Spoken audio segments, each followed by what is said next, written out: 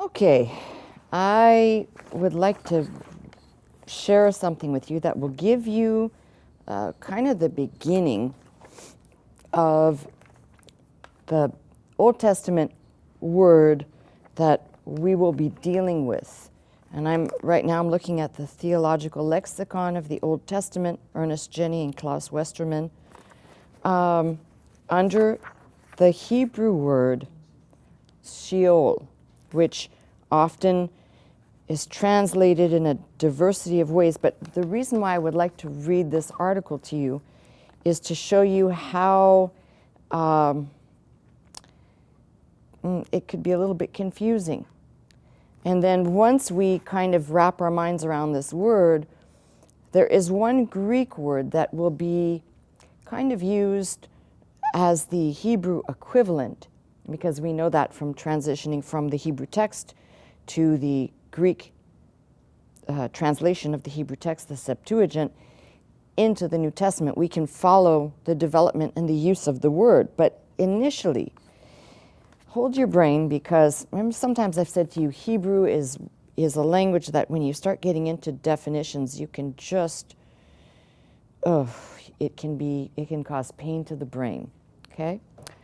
So, in this article, beginning with the feminine noun, which is for Sheol, which is one of the designations for the realm of the dead, particular to Hebrew. It appears as a loan word in the Syriac and in the Ethiopic, regarding an instance of the Aramaic in the Elephantine texts and so forth.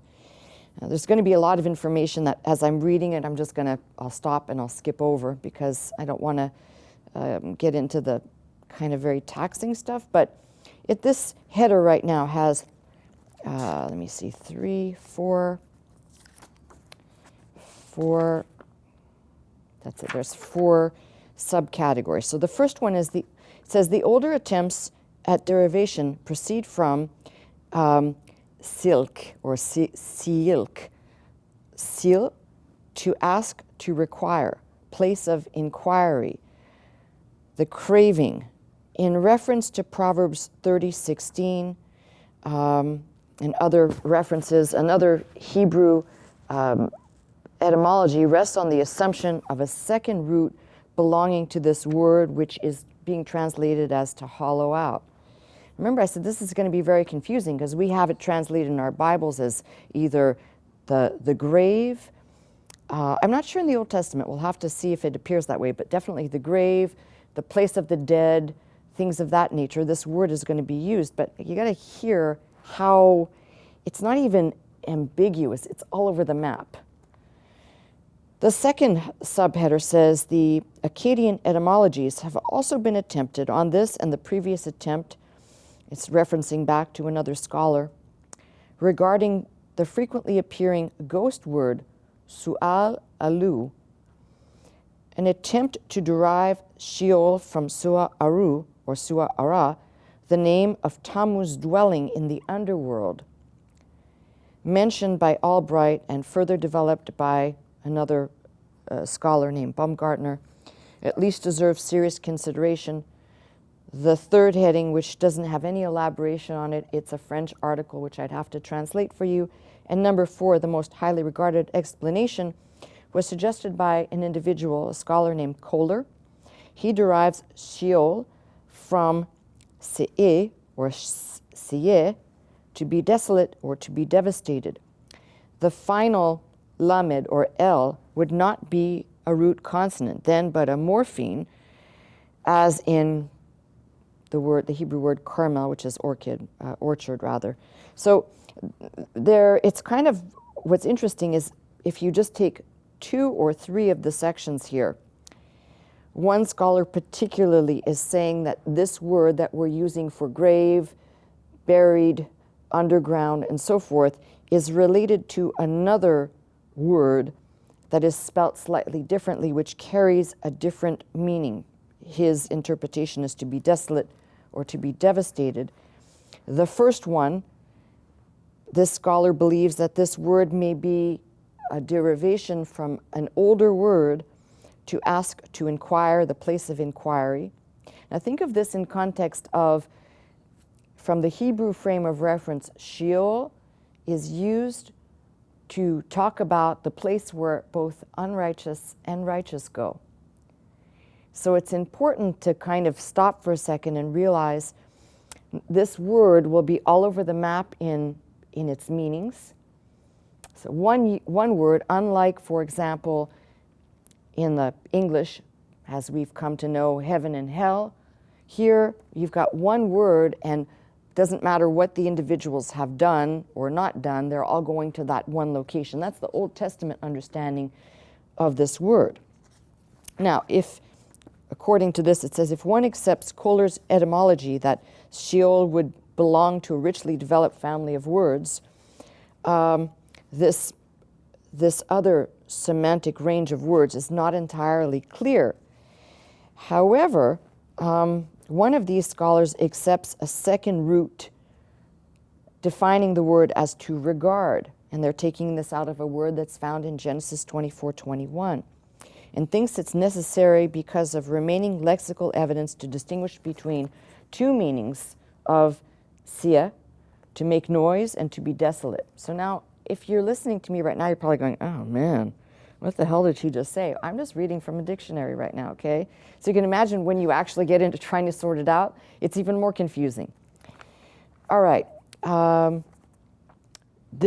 There is another reference book that's quoted in here, which attributes the different meanings to three different roots: to be desolate, to roar or to rage, or to be gazing at or to consider. The derivation of se'yon, which again is divided into two roots: waste, desolate, or roar, and din. So underneath this, it says, it is questionable, however, whether the semasiological evidence supports such an etymological partition. An original semantic content in which audible and visible were combined seemed to lie behind to make noise or to be ruined. A cohesive link seems to lie in the concept of disorder and disorganization, manifest acoustically as noise and visually as ruin, i.e. degenerate, an uninhabitable place. Similar semantic content is present with hamon, uproar, tumult, crowd, which combines the concepts of noise and movement. But let's get back to, if the word Sheol is attached to this other Hebrew family of words, which I believe will be, it's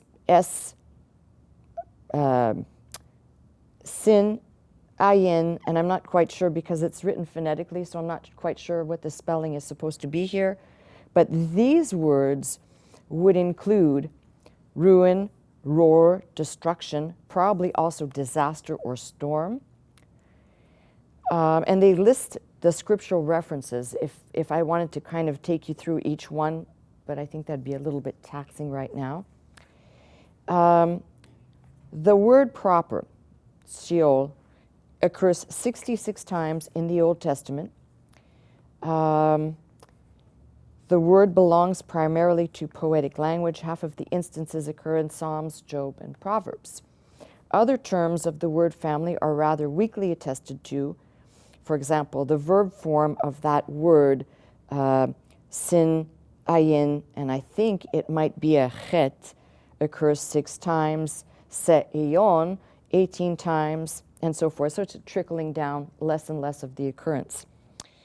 I'm going to jump over a lot of these because it's not contributing anything, it's making confusion, which I myself, as I'm reading this, I'm able to at least glean that part. All right. A restriction on the verbal meaning in the direction of ruin also seems present in the word Sheol. If one derives the word as non-region, a non-region, it is also described as the negative counterpart of the earth. Regarding individual religious concepts that cannot be treated extensively here, and regarding the various designations for the underworld, it says see these references. So basically, you're going to follow another rabbit trail. Notably, Sheol appears frequently, especially with prepositions and place designations that depict the underworld as the destination or origin of a movement, and thus suggest a local understanding.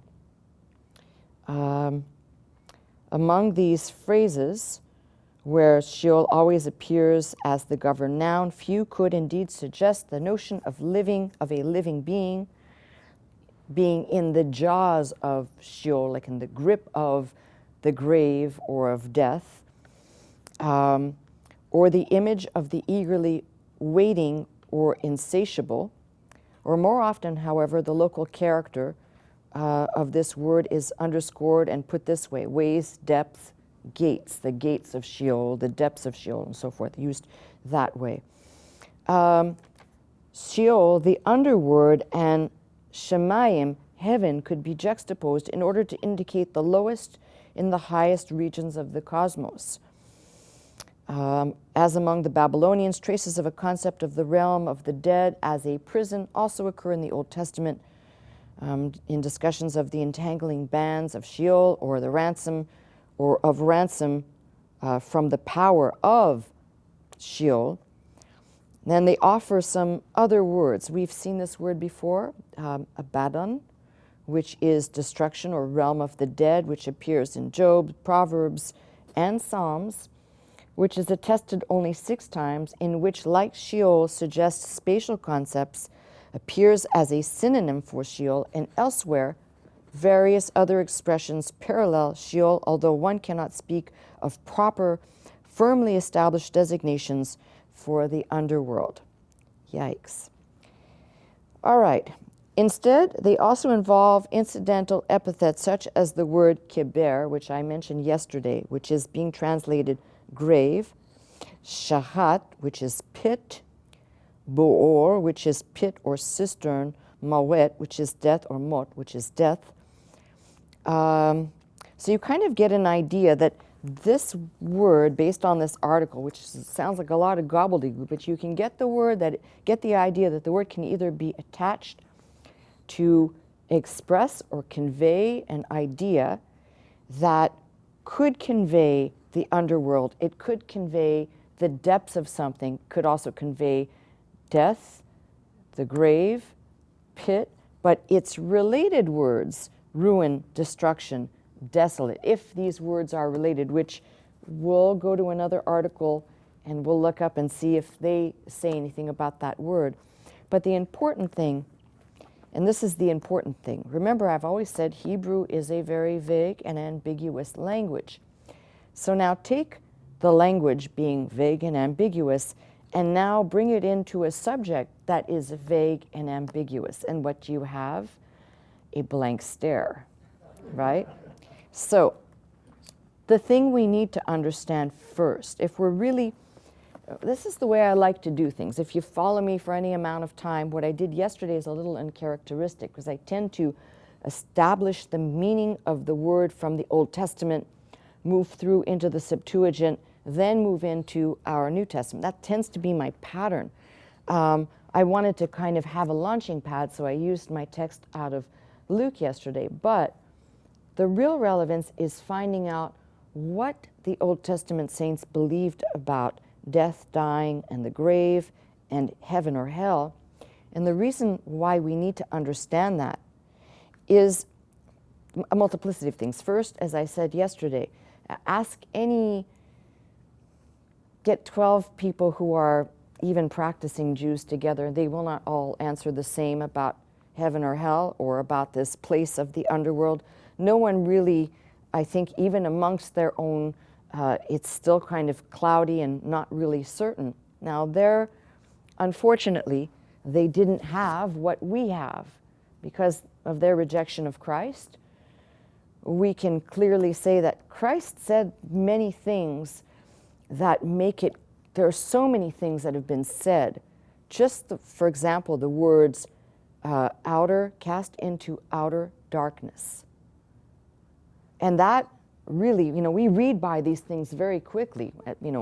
That occurs in many of the parables. for example, of the wedding banquet where the guests that were invited and they didn't show up, or they weren't the one that came, and it says cast out into utter darkness.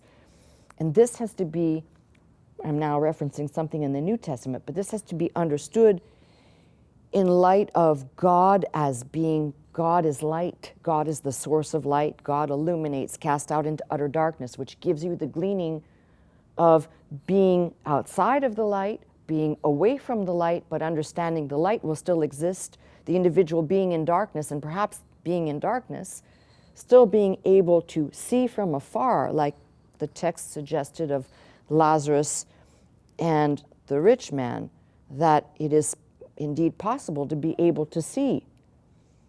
But as you go through the Old Testament, you realize maybe the individuals, especially the examples that we'll look at, make it sound more as though the grave is the pit and that's it. And the desire to say that the individuals would even articulate something like God who's in heaven, which was a common Hebraism statement. It's not like it was uncommon, but you wouldn't hear somebody else, you talk about God being in heaven, but the individuals themselves, seldom would you hear in the Old Testament an expression of an individual's anticipation of being where God is. Why? Because in the Old Testament, the mindset was if you saw God, you died. And I guess if you're dead, it doesn't matter. So there's a lot of these elements we almost have to trace back to really get a clear understanding of this one thing, why Jesus would go and preach to the departed, which, we tend to kind of, I think, blur over things, because sure, it makes sense, but if you understand the Hebrew mindset on the subject, of course, it would be necessary. Why? They didn't have the understanding that we have about death and dying and about what's beyond the grave. So this part of the study becomes a little bit laborious, but very important. So if you're asking or thinking, where am I going to go with this? That's what I want to pick apart first. I want us to really nail an understanding of what happened in the Old Testament, because see, there is validity in this approach, which is looking at what we are very privileged to know about death and dying through Jesus Christ. The people in the Old Testament didn't even have a glimmer of that. And I've talked to you before about this, the idea somehow, at least it is a wider held idea within Judaism, that when somebody dies, even modern day, where people will sit for so many days, as is custom, to mourn the dead person in their home, and usually prayers are offered during those mourning days, during the mourning period. Prayers are offered.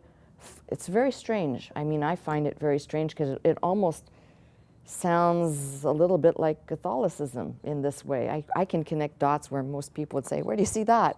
But they pray for the departed to make it to their final destination.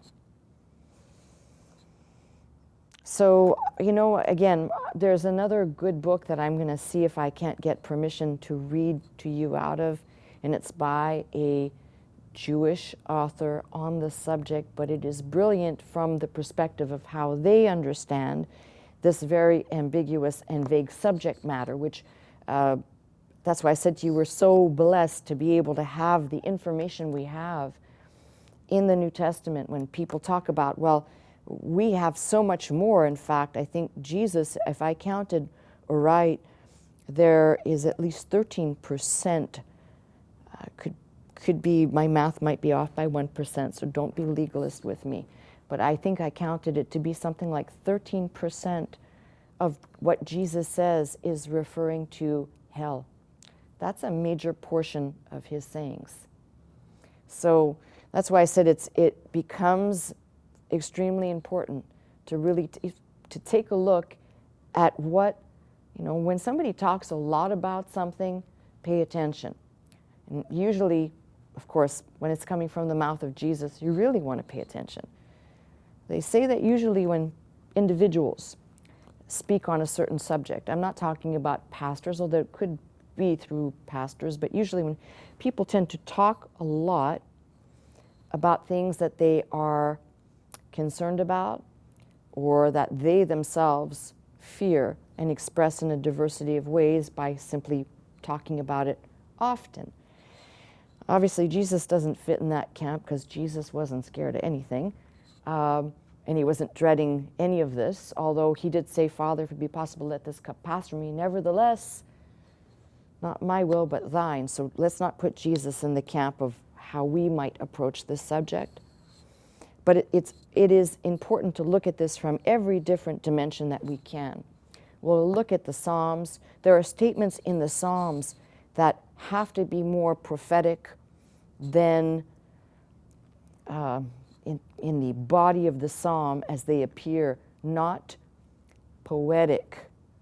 As this article said, some of the words, used in a poetic form. No. Take, for example, out of Psalm 77, when I wake up in thy likeness. You can't. In other words, I put that in a prophetic utterance category. Why? Because the individual writing it might have been was inspired by God's Spirit, but they didn't have that expectation. So even places where we can see prophetically what's being said, and there are many of those. So it'll also change some of the way we approach some of the statements in the Psalms on this subject. Remember, like David, he says, if I make my bed in hell, don't think that that is mere poetry, although the statement itself is poetic. It's stuff like this that needs to be investigated and that we can really take from a diversity of places and try and really sift it down to something that's a little bit more clear, with clear terms of understanding, including the definitions we give the words, so that we're no longer in the limbo of trying to understand, it's a pun, of trying to understand what we're dealing with. So I hope you will follow me on this journey. I'm really actually very excited because I really feel that unlike other topics that I've got on, this one I feel will be very instrumental because these are the questions that I get asked, probably more than any other question on what happens when we die, where do we go? And you might say, well, that's easy, right? For the believer, that's easy. We know I trust Christ, I'm going to heaven. Not so fast. You'd be surprised at how many Christians have, as my exposure has been and the questions I've been asked, some really strange ideas. And if their ideas are true, I don't want to go there. Or maybe God can hook me up with a better condo in the sky, but I don't want to go where they're talking about. So we'll address all of those. I might even pull out what I like to call my mailbag. It's the things that I've written down over the years with a kind of, where did that question come from? Because no normal person would ask that. Those are the type of questions I might want to just share with you. Is I actually have a page. In one of my books, I've written down some of the questions over the years that you just kind of go, okay, not going there in my studies, but might share it with you for entertainment purposes only. Now, I need you to get on the telephone, making your reservations and your commitments. Get busy.